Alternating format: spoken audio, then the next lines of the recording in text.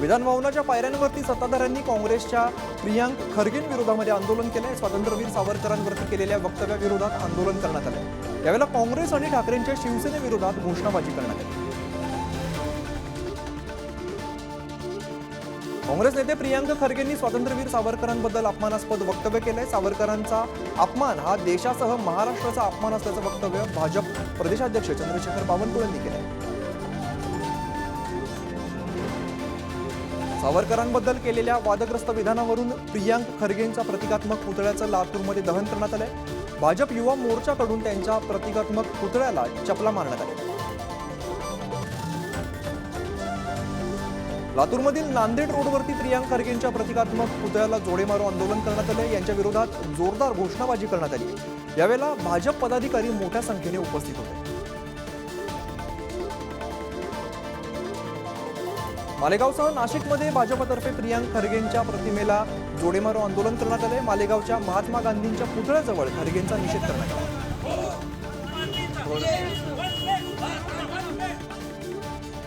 शिर्डीमध्ये काँग्रेस नेते प्रियांक खरगेंच्या प्रतिकात्मक पुतळ्याला भाजपाच्या वतीने जोडेमारो आंदोलन करण्यात आले। प्रियांक खरगेंनी सावरकरांबद्दल वक्तव्य केलं होतं। संभाजीनगरमधील पैठण तालुक्यामध्ये भाजपाच्या वतीने शिवाजी महाराजांच्या पुतळ्यासमोर प्रियांक खरगेंविरोधात आंदोलन करण्यात आलं। यावेळेला त्यांच्या प्रतिकात्मक फोटो जाळून निषेध व्यक्त करण्यात आला। प्रियांक खरगेंनी सावरकरांबद्दल केलेल्या वक्तव्याच्या विरोधामध्ये हिंगोलीमध्ये भाजपाच्या वतीने निषेध करण्यात आला। यावेळेला खरगेंचा प्रतिकात्मक पुतळ्याला जोडे मारून दहन करण्यात आलं। वर्धा जिल्ह्यात प्रियांक खरगेंनी सावरकरांबद्दल केलेल्या वक्तव्याच्या विरोधात भाजप युवा मोर्चाच्या वतीने खरगेंचा प्रतिकात्मक पुतळ्याचं दहन करण्यात आलं। बुलढाण्याच्या मलकापूरमध्ये सुद्धा सावरकरांबद्दल केलेल्या वक्तव्यावरून काँग्रेस नेते प्रियांक खरगेंचा प्रतिकात्मक पुतळ्याचं दहन करण्यात आलं। यावेळेला खरगेंच्या विरोधात जोरदार घोषणाबाजी करण्यात आली।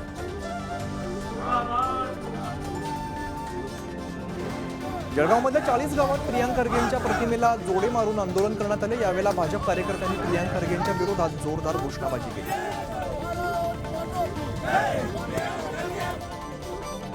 सिंधुदुर्गातील कणकवलीमध्ये प्रियांक खरगेंच्या विरोधात भाजपाच्या वतीने निदर्शनं करण्यात आली। खरगेंनी स्वातंत्र्यवीर सावरकरांबद्दल वक्तव्य केलं होतं। सावरकरांविरोधात केलेल्या वक्तव्याच्या निषेधार्थ भाजपाने राज्यभर आक्रमक पवित्रा घेतलाय। कल्याण जिल्हा भाजप युवा मोर्चा जिल्हाध्यक्ष वैभव गायकवाड यांच्या नेतृत्वात प्रियांक खरगेंच्या विरोधात घोषणाबाजी करण्यात आली। सांगलीच्या मिरजेमध्ये प्रियांक खरगेंचा पुतळा जाळण्याचा प्रयत्न करण्यात आला। यावेळेला भाजपचे कार्यकर्ते आणि पोलिसांमध्ये झटापट झाली। सावरकरांवरती अपमानकारक वक्तव्य केल्याप्रकरणी भाजपाकडून निदर्शनं करण्यात आली। काँग्रेसचे कर्नाटक सरकारमधील प्रियांक खरगेंनी सावरकरांबद्दल केलेल्या वक्तव्याविरोधात भाजपाने आक्रमक पवित्रा घेतलाय। मुंबई भाजप तसंच युवा मोर्चाच्या वतीने दादर पूर्वमध्ये निदर्शनं करण्यात आली। नागपुरातील काँग्रेस विरोधात भाजप आक्रमक झाल्याचं बघायला मिळालंय। सावरकरांचा अपमान केल्याच्या निषेधार्थ भाजप प्रदेशाध्यक्ष चंद्रशेखर बावनकुळेच्या नेतृत्वात आंदोलन करण्यात आले। यावेळेला प्रियांक खरगेंचा प्रतिकात्मक पुतळा जाळण्यात आला। पुण्यामध्ये प्रियांक खरगेंविरोधात भाजप आक्रमक झाली आहे। भाजपाच्या युवा मोर्चाच्या वतीने पुण्यात तीव्र आंदोलन करण्यात आलं। काँग्रेसचे नेते प्रियांक खरगेंच्या वक्तव्याच्या निषेधार्थ कोल्हापुरात भाजपाने निषेध आंदोलन केलंय। कोल्हापूरच्या बिंदू चौकात भाजप युवा मोर्चाच्या वतीने निषेध करण्यात आला। काँग्रेस नेते प्रियांक खरगेंनी केलेल्या सावरकरांबाबतच्या वक्तव्याविरोधात भाजपाने परभणीमध्ये आंदोलन केलंय। परभणीमध्ये भाजपाने खरगेंच्या पुतळ्याला जोडेमारो आंदोलन करत निषेध केला। प्रियांक खरगेंनी स्वातंत्र्यवीर सावरकरांबद्दल अपमानास्पद वक्तव्य केल्याने भाजप आक्रमक झाले। सोलापुरात भाजप युवा मोर्चाने खरगेंची प्रतिकात्मक तिरडी आणून जाळण्याचा प्रयत्न केला। कर्नाटकचे मंत्री प्रियांक खरगेंनी केलेल्या वक्तव्याच्या निषेधार्थ बारामतीमध्ये भाजपाने आंदोलन केलंय। भाजपाने प्रतिकात्मक अंत्ययात्रा काढत दहन केलं। जालन्याच्या भोकरदनमध्ये दूध दरवाढीच्या मागणीसाठी दूध उत्पादक आक्रमक झालेत। यावेळेला भोकरदन उपविभागीय अधिकारी कार्यालयासमोर आंदोलन करण्यात आले। गाईला दुधाने आंघोळ घालत दूध दरवाढीची मागणी केली। हिंगोलीच्या गोरेगावमध्ये कर्ज भरण्यासाठी शेतकऱ्यांनी अवयव विक्रीसाठी काढले होते। यावेळेला सरकार दुर्लक्ष करत असल्यामुळे शेतकऱ्यांनी रस्त्यावरती दूध ओतून सरकारचा निषेध केलाय। तर आजपासून गोरेगावमधील तहसील कार्यालयासमोर अन्नत्याग आंदोलन सुरू केलं। पुण्याच्या इंदापुरात शेतकऱ्यांनी दुधाच्या दराविरोधात आंदोलन केले। शेतकरी आंदोलकांकडून दुधाचे टँकर फोडण्यात आले। दुधाला योग्य दर मिळत नसल्याने शेतकऱ्यांनी संताप व्यक्त केला। साखरेच्या इथेनॉल वापरावरती केंद्राकडून बंदी घालण्यात आली आहे। या संदर्भातील घोषणा केंद्र सरकारने केली आहे।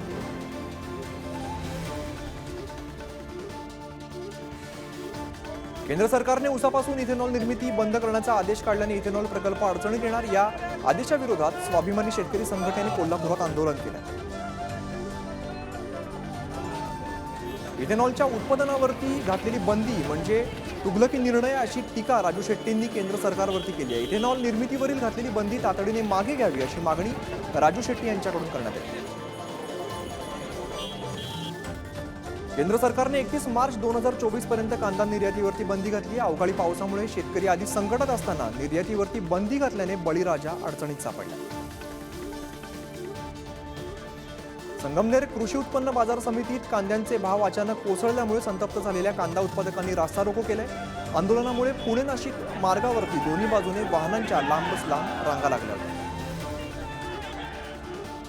केंद्राच्या कांदा निर्यात बंदीवरून विरोधकांनी सत्ताधाऱ्यांना धारेवरती धरलंय। कांदा उत्पादकांना न्याय कधी मिळणार असा सवाल विरोधी पक्षनेते विजय वडेट्टीवार यांनी अधिवेशनात उपस्थित केला। सोलापूर कृषी उत्पन्न बाजार समितीमध्ये कांदा लिलाव सुरू न झाल्याने शेतकरी आक्रमक झाले। शेतकऱ्यांनी कृषी बाजार समितीच्या चौकात रास्ता रोको आंदोलन केलं। धुळ्यात कांद्याचे दर प्रति क्विंटल 2300 रुपयांपर्यंत पडलेत। केंद्र सरकारने पुन्हा कांदा निर्यात बंदी करण्याचा निर्णय घेतल्याने कांद्यांचे दर पडले। अमरावतीत अवकाळी पावसाने संत्रा उत्पादकांची चिंता वाढली। हातातोंडाशी आलेला घास अवकाळी पावसाने हिरावून नेलाय। त्यामुळे तात्काळ पंचनामे करून नुकसान भरपाई देण्याची मागणी संत्रा उत्पादक करतात। हिंगोलीतील वातावरणाचा परिणाम कापूस पिकावरती सुद्धा बघायला मिळतोय। ढगाळ वातावरणामुळे कापूस वेचणीला वेग आलाय। त्यामुळे महिला मजुरांना रोजगार उपलब्ध झाला। पुण्यात खड्ड्यांविरोधामध्ये मनसेने अनोखा आंदोलन केले। खड्ड्यामध्ये वृक्षारोपण करत रांगोळी काढण्यात आली। यावेळेला खड्डे बुजवा अन्यथा तीव्र आंदोलनाचा इशारा मनसेने दिला। वाशिम जिल्ह्यात अंगणवाडी कर्मचाऱ्यांच्या मानधनात वाढ करावी अशा विविध मागण्यांसाठी अंगणवाडी सेविकांनी बेमुदत संप पुकारला। त्यामुळे जिल्ह्यातील अंगणवाड्या ओस पडल्या। अहमदनगर जिल्ह्यातील अंगणवाडी सेविका आणि मदतनीस यांनी विविध मागण्यांसाठी शिर्डी अप्पर जिल्हाधिकारी कार्यालयावरती मोर्चा काढला। वर्ध्याच्या जिल्हाधिकारी कार्यालयासमोर अंगणवाडी सेविकांनी वेतनवाढीसह शासकीय सेवेत सामावून घेण्याच्या मागणीसाठी आंदोलन केलं। यावेळेला शासनाच्या विविध विरोधात जोरदार घोषणाबाजी सुद्धा केली। विविध मागण्यांसाठी अंगणवाडी सेविकांचा राज्यभर संप सुरू आहे। बीडच्या जिल्हा परिषदेसमोर अंगणवाडी सेविकांनी आंदोलन केलं। यावेळेला आम्हाला मानधन नको, वेतन द्या अशी मागणी सुद्धा करण्यात आली। मानधनात वाढ करावी या मागणीसाठी धुळे जिल्ह्यातील महात्मा फुले जन आरोग्य योजनेतील आरोग्य मित्रांनी संप पुकारला। यावेळेला सरकार विरोधात जोरदार घोषणाबाजी करण्यात आली। पालघरमधील भ्रष्ट शासकीय अधिकाऱ्यांची SIT चौकशी करा अशा विविध मागण्यांसाठी बहुजन विकास आघाडीच्या आदिवासी दलित सेनेकडून आमरण उपोषण सुरू आहे। मागण्या पूर्ण होईपर्यंत उपोषण सुरू ठेवण्याचा इशारा देण्यात आला आहे। बीडमधील माजलगाव तालुक्यातील जय महेश कारखान्यावरती महाराष्ट्र किसान सभेच्या नेतृत्वाखाली शेतकऱ्यांनी गेट बंद आंदोलन केलंय। चालू हंगामातील पहिली उचल 3500 रुपये प्रति टन द्या यासह इतर मागण्यांसाठी हे आंदोलन करण्यात आलं। नागपुरात बंजारा आणि विमुक्त जाती अप्रवर्गात होणारी अवैध घुसखोरी थांबवण्याच्या मागणीसाठी जनआक्रोश मोर्चाला सुरुवात झाली आहे। गोरसेनेच्या नेतृत्वामध्ये बंजारा बांधव हे पारंपरिक वेशभूषेत सहभागी झाले। हिंगोलीतील जिल्हाधिकारी कार्यालयासमोर धनगर आरक्षणाच्या मागणीसाठी उपोषणाला बसलेल्या उपोषणकर्त्यांची प्रकृती खालावली आहे। याकडे प्रशासन दुर्लक्ष करत असल्याचा आरोप उपोषणकर्त्यांनी केला। संभाजीनगरमध्ये ठाकरेंच्या शिवसेनेचे उपनेते शरद कोळींच्या नेतृत्वात आदिवासी बांधवांनी जात पडताळणी कार्यालयावरती मोर्चा काढला। यावेळेला महादेव कोळी, टोकरे कोळी, मल्हार कोळी, ढोर कोळी आदिवासी समाजाला एसटी जातीचं प्रमाणपत्र देण्याची मागणी केली। नागपूरमध्ये युवा काँग्रेसच्या वतीने बेरोजगारी आणि भ्रष्टाचाराच्या अनेक मागण्यांसाठी मोर्चा काढण्यात आला। यावेळेला सरकार विरोधात घोषणाबाजी केली। आनंदाचा शिधा आता वर्षभर मिळणाऱ्या अन्न आणि नागरी पुरवठा विभाग हा प्रस्ताव तयार करते अशी माहिती अधिकाऱ्यांनी दिली आहे। अगोदर सणाच्या दिवशी आनंदाचा शिधा देण्यात येत होता। बीड जिल्ह्यातील रिक्त असलेल्या पोलीस पाटील पदासाठी आरक्षण सोडत जाहीर करण्यात आली आहे। परीक्षा जानेवारी महिन्यात घेतली जाणार आहे।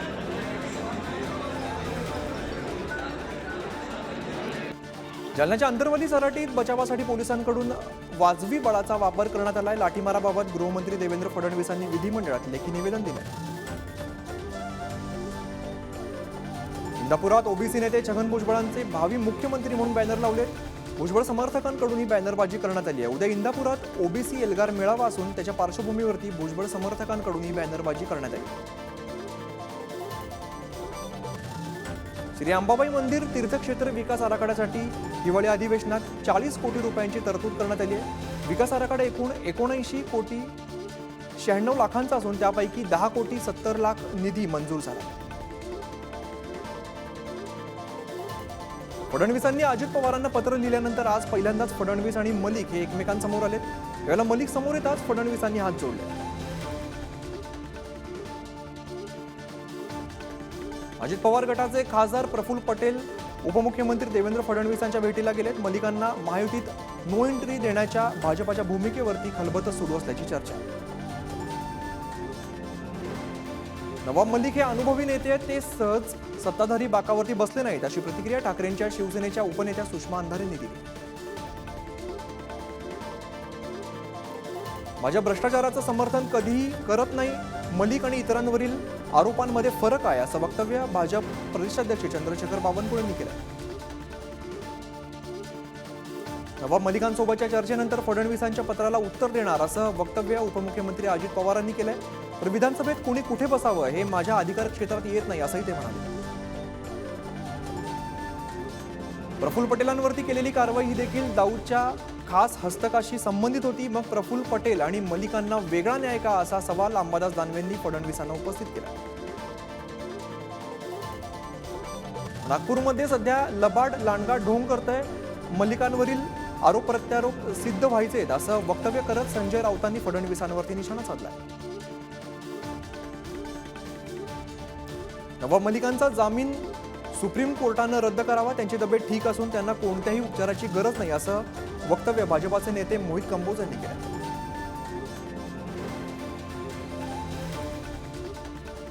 हिवाळी अधिवेशनाच्या दुसऱ्या दिवशी शेतकरी मुद्द्यांवरून विरोधक आक्रमक झालेत। विधिमंडळाच्या पायऱ्यांवरती विरोधकांनी आंदोलन केलं।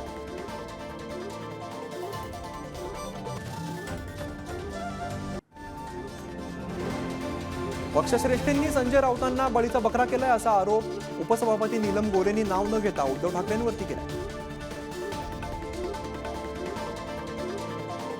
बकरा नाही तर मी वाघ आहे, सोडून गेलेल्यांनी माझ्यावरती बोलू नये अशा शब्दात संजय राऊतांनी नीलम गोरेंच्या टीकेवरती प्रत्युत्तर दिलं। ठाकरेंच्या शिवसेनेचे नेते खासदार संजय राऊतांची उद्या पुण्यामध्ये जाहीर सभा होणार आहे। खासदार राऊतांचा वाघेश्वर बाबा असा बॅनरवरती उल्लेख करत ठाकरेंच्या सेनेने भाजपला डिवचलं।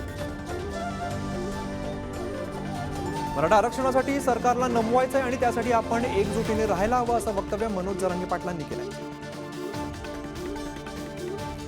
छत्रपती संभाजीनगरमध्ये मराठा जात प्रमाणपत्र देण्यासाठी जिल्हाधिकारी कार्यालयात विशेष कक्ष सुरू करण्यात आलाय। ऑक्टोबर महिन्यापासून 305 जणांना मराठा कुणबी प्रमाणपत्र देण्यात आल्याची माहिती उपजिल्हाधिकारी यांच्याकडून देण्यात आली।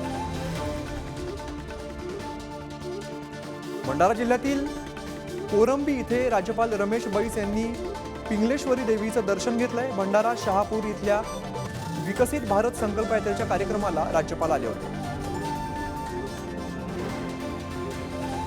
रोहित पवारांची युवा संघर्ष यात्रा नागपूरला रवाना झाली आहे। यावेळेला पवनार इथे रोहित पवारांनी विनोबा भावे यांच्या आश्रमात जाऊन अभिवादन केलंय।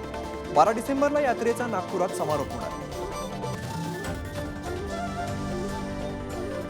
ताडोबा अंधारी व्याघ्र प्रकल्पामध्ये वाघांच्या झुंजीचा व्हिडिओ चांगलाच व्हायरल होतोय। यामध्ये 2 वाघ समोरासमोर येत झुंज करताना दिसतात।